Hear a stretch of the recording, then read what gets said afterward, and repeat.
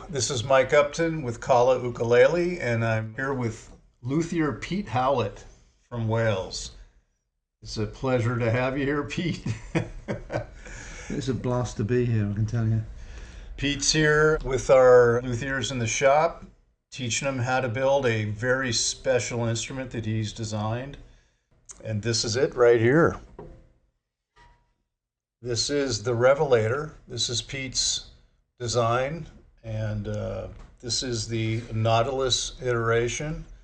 We're excited to be partnering with Pete on this project. And well, Pete, first of all, how did you become interested to be a luthier and building musical instruments? Well, I wanted to actually be a luthier or be a guitar maker when I was 15. By the time I was 17, I made an application to the London College of Furniture, and unfortunately their guitar making course was oversubscribed for 2 years. So I went to a teacher training college which has a musical instrument making component in the craft department, and that's how I got there.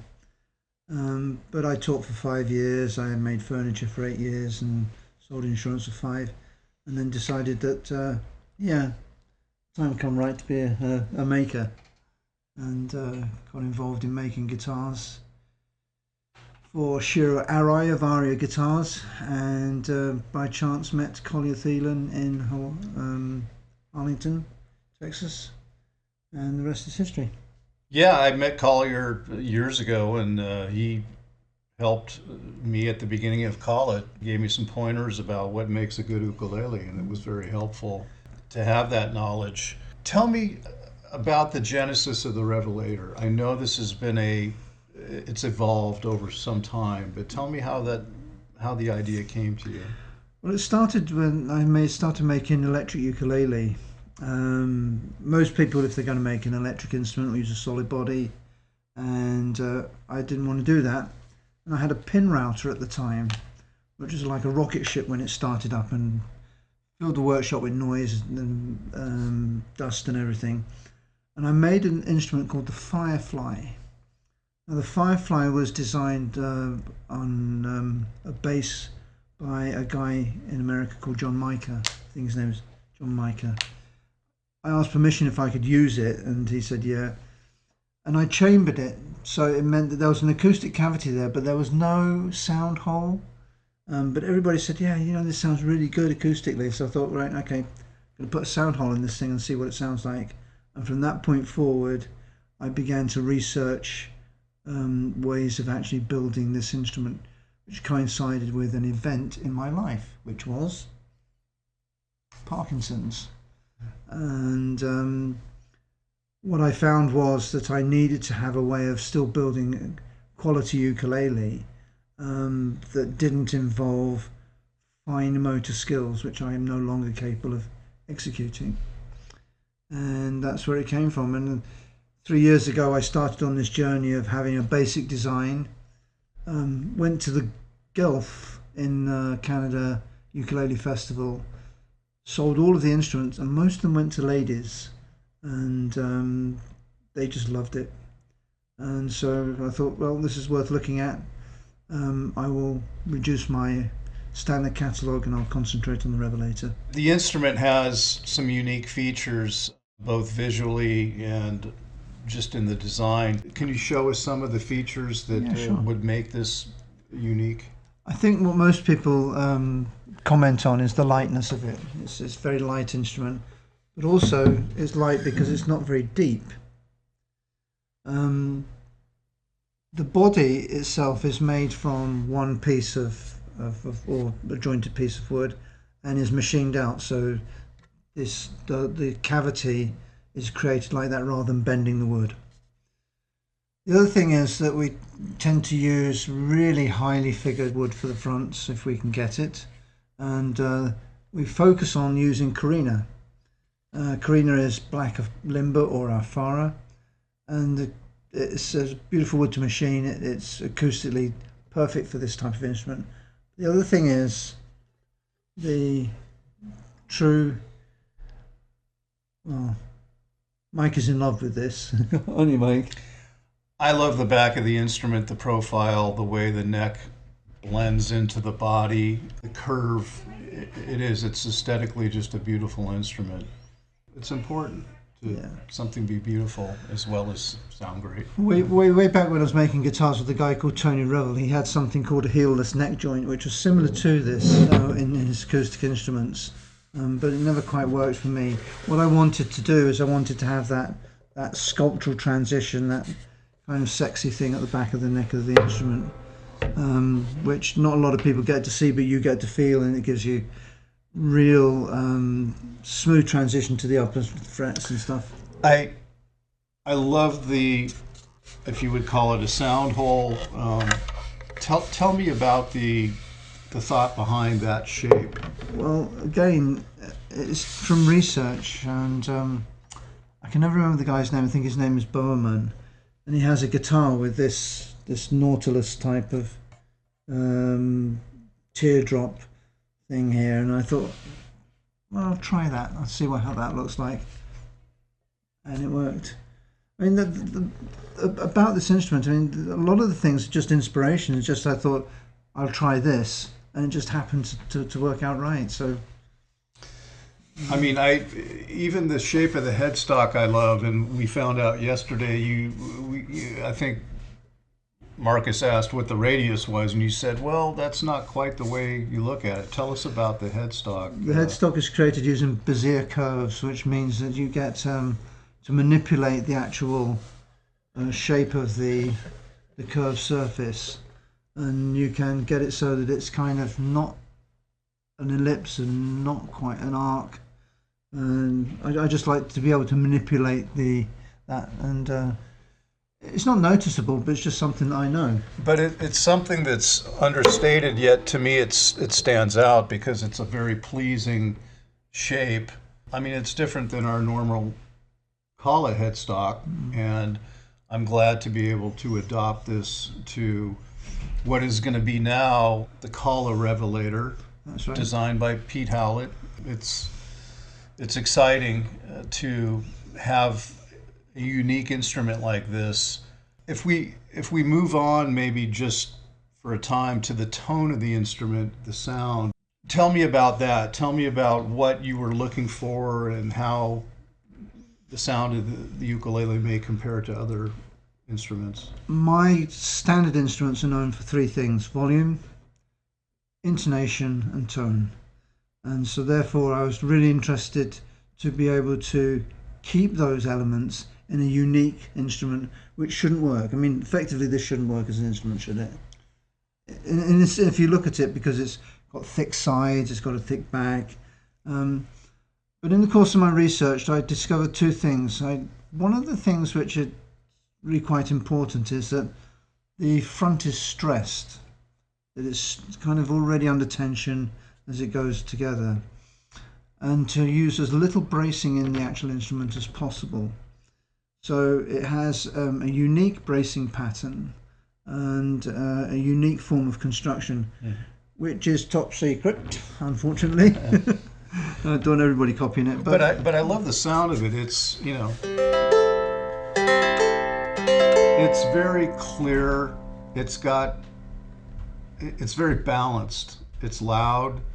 It's got bass. It's got treble. It's got projection.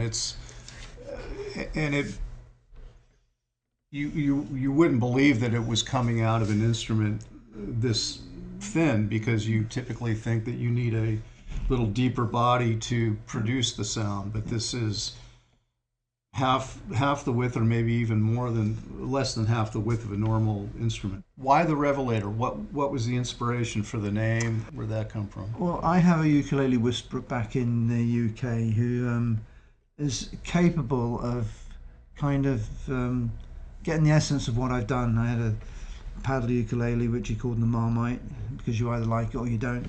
And if you're British, you'll understand what I mean. If you've ever had Marmite, it's either on one side of disgusting or other side of, well, that's kind of interesting. I'll try that again maybe sometime, 20 years hence. But Paul Tucker said, it's a revelation, this instrument. It's really a revelator. The other thing, of course, is that my first iteration was called the Deacon, And being a man of faith, I wanted to name the last of my instruments and get them to have some sort of biblical affinity, because music is a heavenly thing.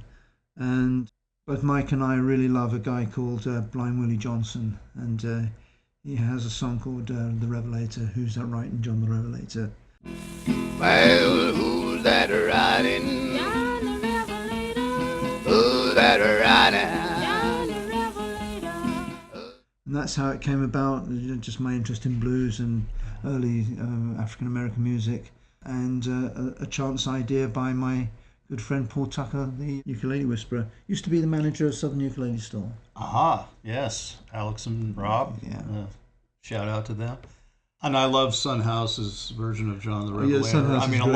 lot, government mule, a lot of people have done it. Oh yeah. But, you and this is a little off topic, but since we're talking about the blues, I've heard you play both on ukulele and guitar some very cool old-timey blues, and we even, I grabbed my upright and we jammed a little bit last Friday, which is a thrill because that was magical. That was just magical. that's just some of the best music. Reverend Gary Davis, Howlett Wolf, Blind Willie Johnson, Robert Johnson, of course. Well, it's down to Stefan Grossman, who made the effort to transcribe that stuff, and it was extremely popular in the UK. Extremely popular in the UK. More so in the UK than I think in the US, although the players are here really. But yeah. So yeah, every time I play it, I think of gravelly voice Blind Willie Johnson. What a voice! If you haven't heard him, check him out. Now, this instrument has been out for several years, primarily in the UK. Tell me how it's been received and what the comments have been about it. Well, as far as I know,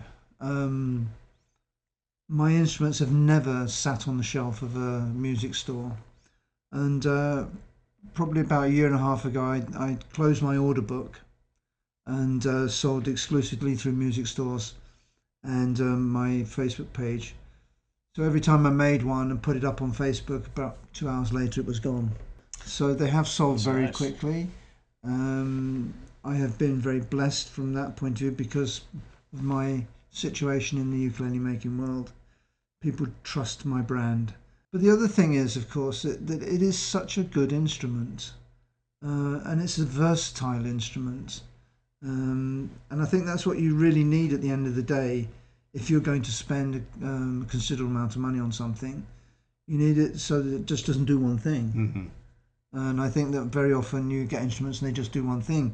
And you can tell that when you see guitarists on stage and the guitar tech comes on, gives them another instrument. And they're swapping instruments because they're trying to search for a sound within that instrument that's out.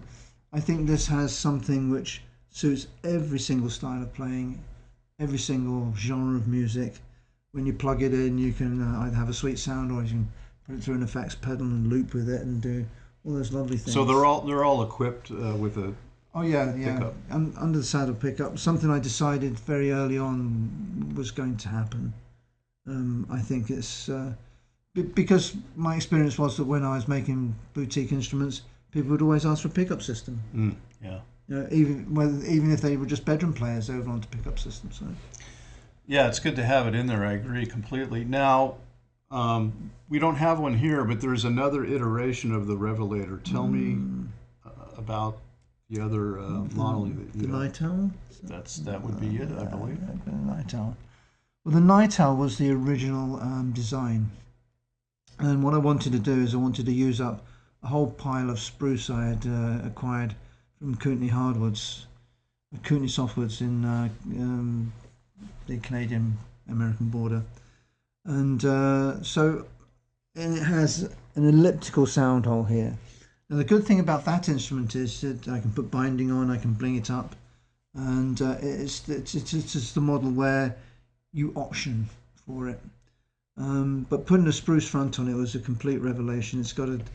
This has quite a good sustain, but that has a phenomenal sustain, and looks cool. And we're going to experiment with some paint finishes, I'm really interested in the early Gibson guitar finishes that are used, and it was explained to me how they were done.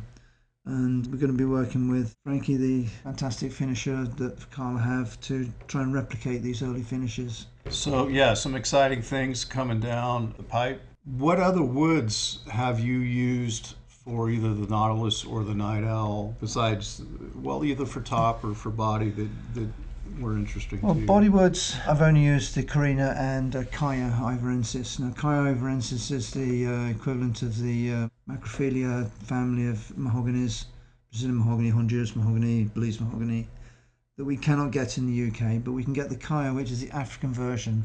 Now, Kaya is slightly denser than some of these American mahoganies.